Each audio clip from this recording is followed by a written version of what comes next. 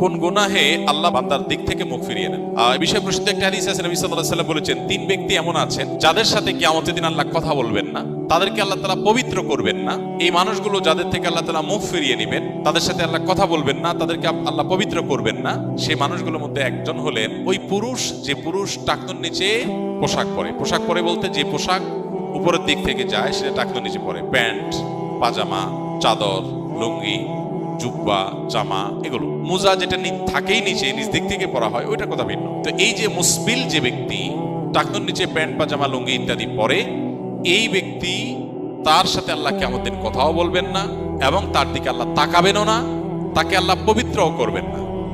এই তিনটা ভয়াবহতা এই ব্যক্তির জন্য আছে, যে ব্যক্তি টাকনুর নিচে প্যান্ট, পাজামা, লুঙ্গি পরে। আমাদের দেশে অনেকে আছেন মসজিদে নামাজ পড়তে আসলে তখন প্যান্ট ভাঁজ করে। অনেক মসজিদে মুয়াজ্জিনরা মাইকে বলেনও যে টাকনুর নিচে যাদের প্যান্ট আছে প্যান্টগুলো উঠায় নেন। 2 নম্বর হলেন ওই ব্যক্তি, যে ব্যক্তি কাউকে দান করে খোঁটা দেয়, অথবা যাকে দান করেছেন তাকে নানান কথা দিয়ে কষ্ট দেয়। দান করেছেন, আল্লাহর কাছে আশা করবেন এর বিনিময়।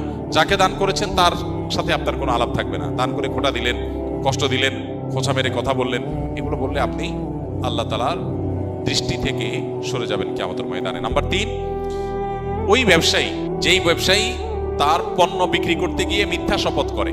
এখন তো ঘরে ঘরে, ভাই আল্লাহর কিরা, এটা কিনা পড়ছে এত, ভাই কিনতেও পারে না এত টাকা দিয়া, এটা মিথ্যা কথা। তো এই ব্যবসায়ী যে তার পণ্য বিক্রি করার প্রয়োজনে মিথ্যা শপথ করে ক্রেতাদের সাথে, কাস্টমারের সাথে, তার দিকে আল্লাহ তাকাবেন না, তাকে পবিত্র করবেন না এবং কিয়ামতের দিন আল্লাহ রাব্বুল আলামিন তার সাথে কথাও বলবেন না। আল্লাহ আমাদেরকে এই সমস্ত বদগুণ, খারাপ গুণ থেকে, চরিত্র থেকে হেফাজত থাকার তৌফিক দান।